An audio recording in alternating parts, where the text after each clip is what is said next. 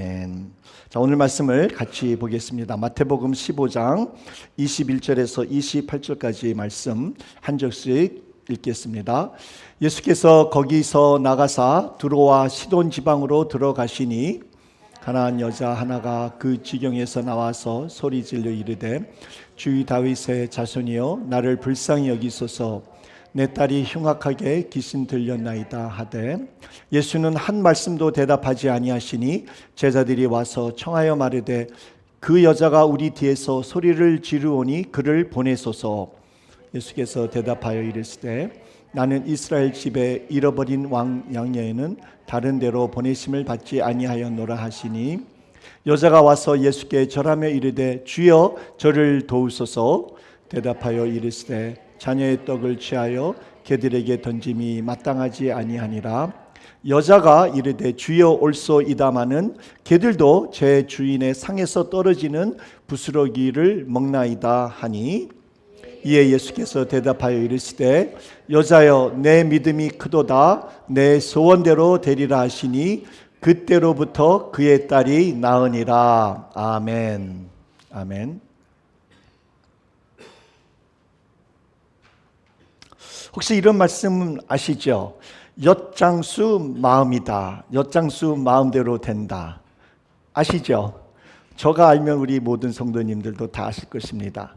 저도 한국에 어렸었을 때에 고물 신이라든지 뭐 버리게 되는 것들,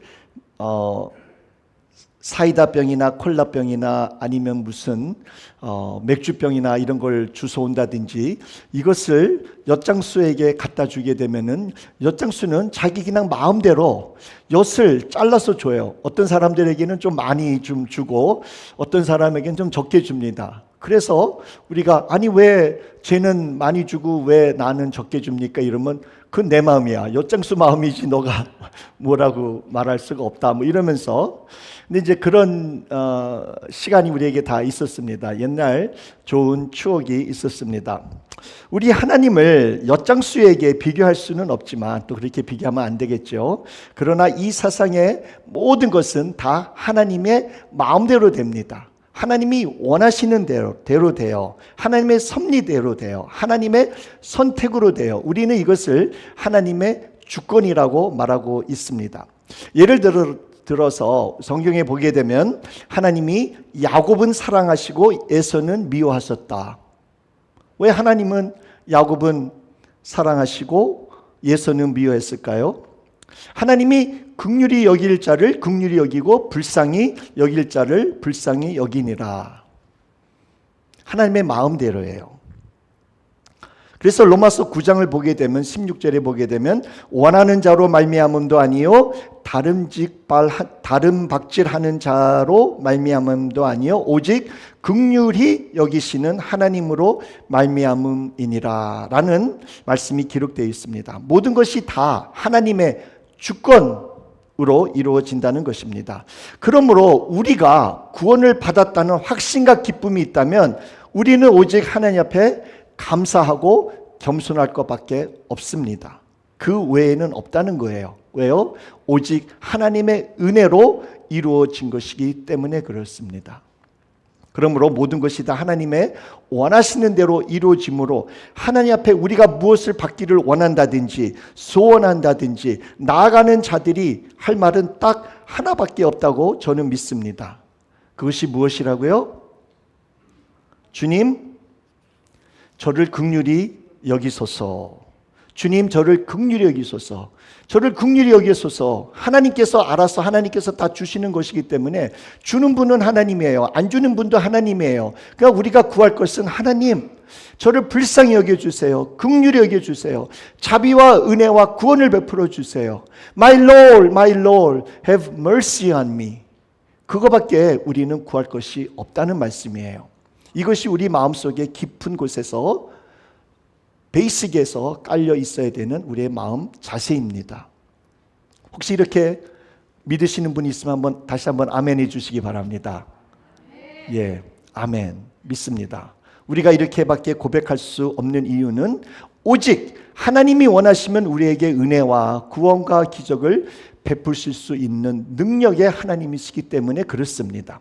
그리고 더 나아가서 우리가 하나님 앞에 이렇게 이 자체도, 이렇게 이 말하는 그 고백도, 간절히 나아갈 때 할 수 있는 그 마음 자체도 이것 또한 하나님의 은혜요, 하나님께서 주신 것입니다. 하나님으로부터 나왔다는 거예요. 그 이유는 우리가 잘 아는 말씀처럼 너희 안에서 행하시는 이는 하나님이시니 자기의 기쁘신 뜻을 위하여 너희에게 소원을 두고 행하게 하시나니. 빌립보서 4장 23절에 나오는 말씀 아닙니까? 이와 같이 모든 좋은 것이 다 하나님으로부터 나왔습니다. 우리 안에 선한 마음을 창조하신 분이 하나님이십니다. 우리 안에 착한 일을 시작하신 분이 바로 하나님이십니다.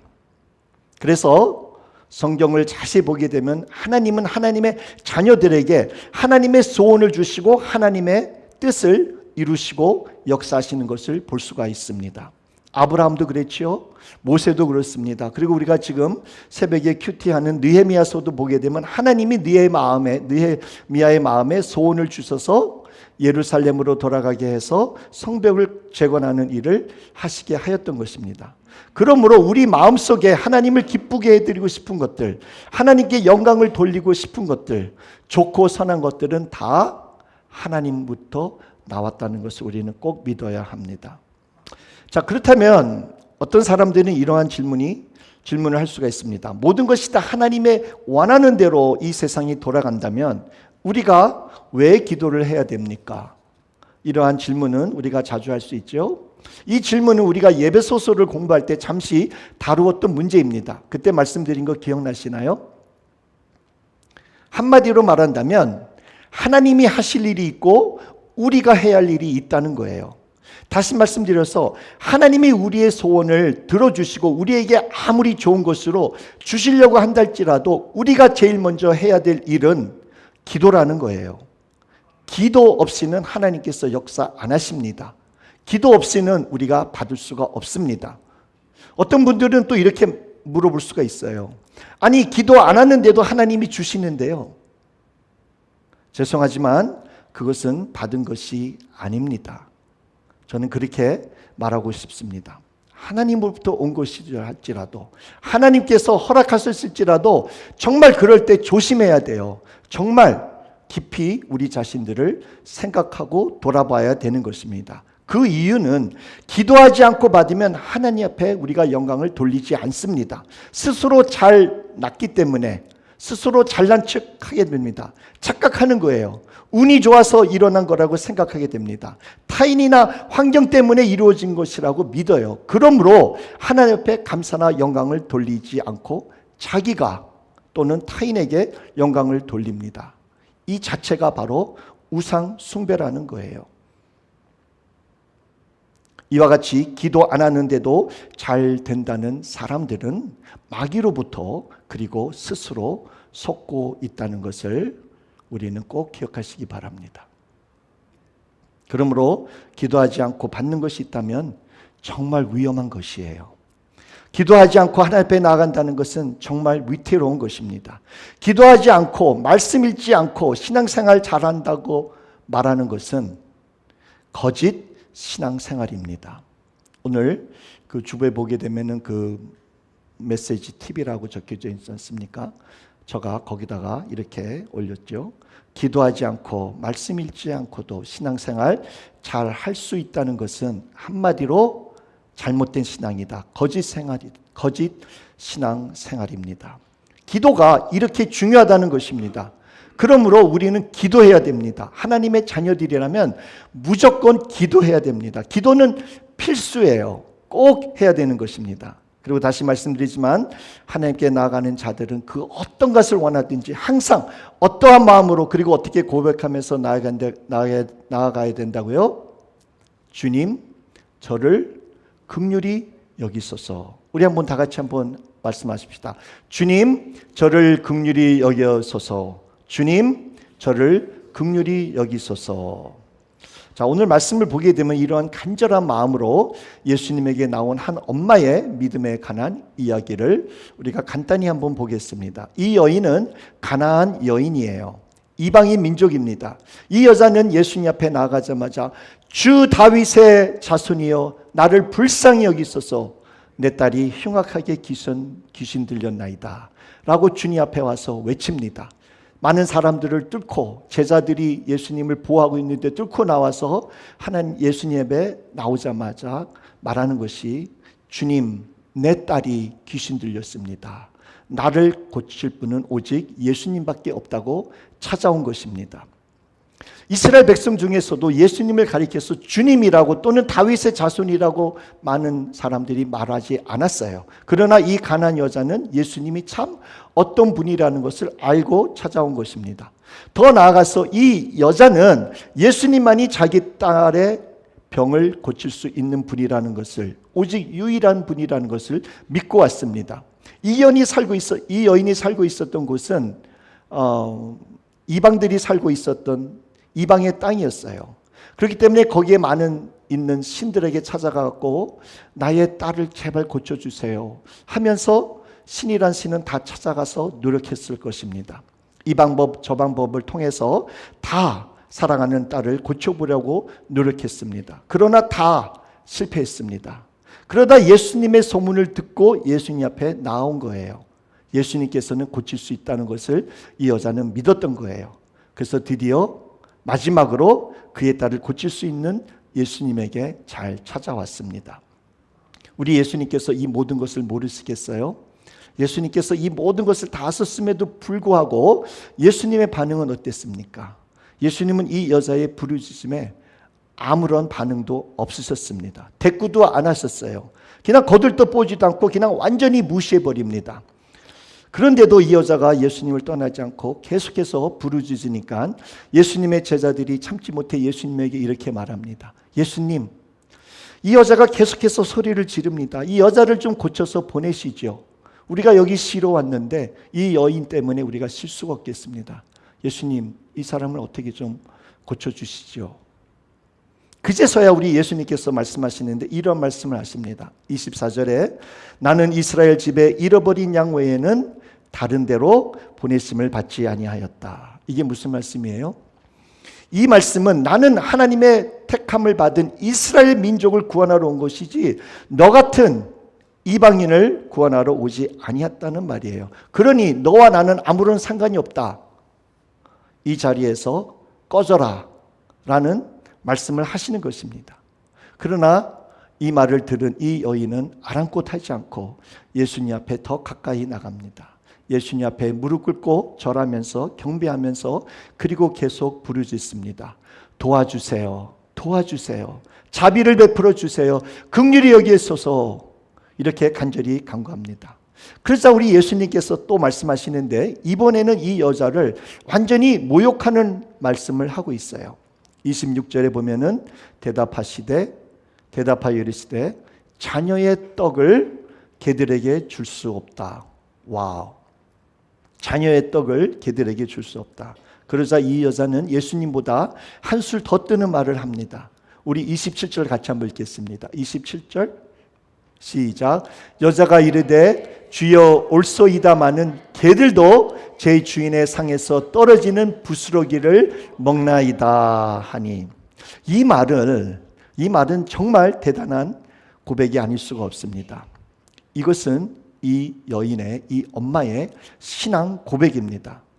이 뜻은 뭐냐면 주님께서 맞는 말 하셨습니다. 저는 개입니다. 저의 딸도 개입니다. 어찌 감히 주인의 상에서 떨어지는 그 떡을 먹을 수 있겠습니까? 그러나 개들도 주인의 상에서 떨어지는 그 부스러기는 먹을 수 있지 않겠나이까? 주님의 백성들에게 베푸신 그 능력의 부스러기만이라도 저희 딸이 충분히 날 것을 믿습니다. 그러니 그것만이라도, 그 부스러기만이라도 우리에게 줄 수 없습니까?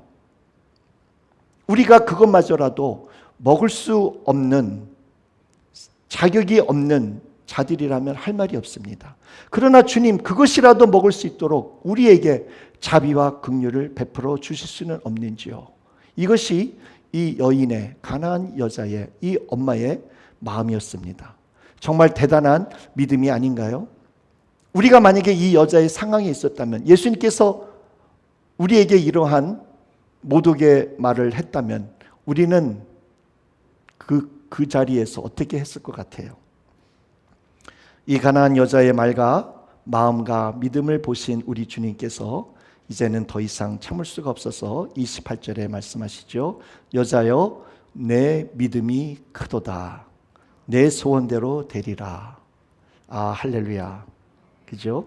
이 가난한 여자의 믿음이 예수님을 이긴 것입니다. 이 귀신 들린 딸을 가진 어머니의 믿음이 예수님으로부터 인정을 받은 것입니다. 예수님의 마음을 움직이고 예수님의 마음을 감동시킨 것입니다. 이 가난한 여인이 예수님의 온갖 수모와 무시와 모욕을 당하면서도 그 모든 것을 극복하고 견디고 원하는 소원을 이룰 수 있었던 이유 또는 원동력이 무엇이라고 생각하시나요? 두 가지인데, 사랑과 믿음 때문입니다. 딸에 대한 사랑과 예수님에 대한 믿음 때문이에요. 사랑하는 딸의 병을 무슨 수를 써서라도 고쳐야겠다는 그 딸을 사랑하는 그 마음 때문이에요. 그리고 오직 예수님만이 그의 딸을 고칠 수 있다는 예수님에 대한 믿음이 있었기 때문에 그 모든 예수님의 수모와 무시와 모욕을 다 참을 수 있었던 것입니다. 만약에 이 엄마가 딸을 사랑하지 않았거나 예수님께서 고칠 수 있는 분이라는 것을 믿지 않았더라면 그 모든 것을 참고 견딜 수는 없었을 것입니다. 그러나 딸을 너무나 사랑하고 오직 예수님만이 고칠 수 있는 분이라고 믿었기 때문에 어떠한 장애물도 다 넘을 수가 있었던 것입니다.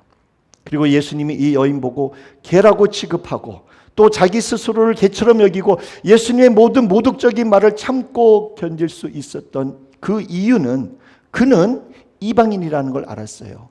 그는 죄인이라는 것을 알았어요. 당연히 무시를 당하고 차별 대우를 받을 수 있다는 것을 그는 알고 있었어요. 그래서 예수님께서 틀린 말씀을 안 하셨기 때문에 예수님의 말씀에 섭섭하거나 서러워하지 않았던 것인 줄 믿습니다. 우리도 우리 자신들의 깊은 내면을 보게 되면 이 가나안 여인처럼 고백할 수 있는 줄 믿습니다. 우리가 지금 느헤미야로 새벽 예배를 드리고 있습니다. 느헤미야 9장 32절 보게 되면 이러한 놀라운 기도문이 나옵니다. 우리 하나님이여, 강대하시고 능하시고 두려우시며 언약과 인자하심을 지키시는 하나님이여, 우리와 우리 왕들과 방백들과 제사장들과 선지자들과 조상들과 주의 모든 백성이 아수르 왕들의 때로부터 오늘까지 당한 모든 환난을 이제 작게 여기지 마옵소서. 그러나 우리가 당한 모든 일에 주는 공의로우시니 우리는 악을 행하였사오나 주께서는 진실하게 행하셨음이니이다. 느헤미야는 이스라엘 백성들이 그들의 조상과 그들의 죄로 인하여 포로 생활을 했고 지금 처한 상황에 이르렀다고 고백하고 있습니다. 모든 환난을 이제는 적게 여기지 마옵소서라고 하나님 앞에 간구합니다. 자, 이 뜻은 모든 환난을 이제는 작게 여기지 마옵소서라는 이 뜻은 하나님, 이제는 우리가 고통당한 만큼 받았으니 우리의 죄를 충분히 치를 만큼 치루었으니 그만 하나님의 노여움을 거두어 주시지요 라는 기도가 아닙니다. 이 기도의 뜻은 하나님은 잘못하신 것이 아무것도 없습니다. 하나님은 공의로우시고 진실하신 분이십니다. 하나님은 죄가 있다면 하나님의 말씀대로 하신 것밖에 없습니다. 약속하신 대로 행하신 참 좋으신 분이십니다. 우리가 이렇게 된 것은 우리의 죄 때문에 된 것이요, 그러니 당연한 것입니다. 하나님은 잘못한 것이 없습니다. 다만 하나님, 우리가 구하는 것은 하나님의 자비와 긍휼을 구하는 것입니다. 우리를 불쌍히 여기소서. 우리가 지금 처해 있는 이 처지를 보시고 자비와 긍휼을 베풀어 주옵소서. 은혜를 베풀어 주세요. 우리가 하나님의 자녀라는 것을 기억해 주세요. 하나님이 우리 조상과 맺은 그 언약을 기억하여 주세요 라고 하나님 앞에 겸손히 엎드려 나가는 자세가 우리가 바로 읽은 기도문인 줄 믿습니다. 하나님 앞에 기도하며 나아가는 올바른 마음 자세와 고백은 오직 불쌍히 여겨 주소서. 불쌍히 여겨 주옵소서. 하나님 앞에 때를 쓰는 것은 아닙니다. 하나님 앞에 강요하는 것도 아닙니다. 다만 간구하는 것은 하나님, 저를 불쌍히 여기소서. 저의 처지를 아시지 않습니까? 긍휼과 자비와 은혜와 사랑을, 구원을, 기적을 베풀어 주옵소서. 이것밖에 구할 수 있는 것이 없는 줄 믿습니다. 제가 약 1년 전에 한 어느 날 저녁 때 파나라 브레드에서 하나님의 긍휼에 관한 말씀을 읽고 있었습니다. 정말 그때 이 하나님의 긍휼에 관한 말씀을 성경을 통해서 읽으면서 정말 내가 하나님 앞에 나아갈 때는 긍휼히 여겨달라는 그 기도밖에 할 수 없구나 라는 가운데 말씀을 묵상하고 있었습니다. 그때 어떤 홈레스 같은 사람이 들어왔습니다. 술을 먹었는지 몸에서 술 냄새가 났습니다. 그를 보자 저도 그를 불쌍히 여기는 마음이 있었습니다. 내가 앉은 테이블에 오길래 손잡고 간절히 그를 위해서 기도했습니다. 물론 너의 손을 잡고 내가 기도할 수 있겠니? 라고 말한 다음에 기도했습니다. 오직 저가 그때 기도한 것은 Heavenly Father, have mercy on him. Have also mercy on me. 하나님 앞에 기도한 것은 그거밖에 없어요. 하나님, 제발 이 사람을 불쌍히 여겨줘서 긍휼히 여겨 주옵소서. 자비와 긍휼을 베풀어 주옵소서. 구원을 베풀어 주옵소서. 정말 그렇게 하나님 앞에 간절히 기도했을 때에 그때 저의 마음은 이것은 정말 성령님께서 내 안에서 울면서 기도하시는 거구나 라는 것을 깨달았어요.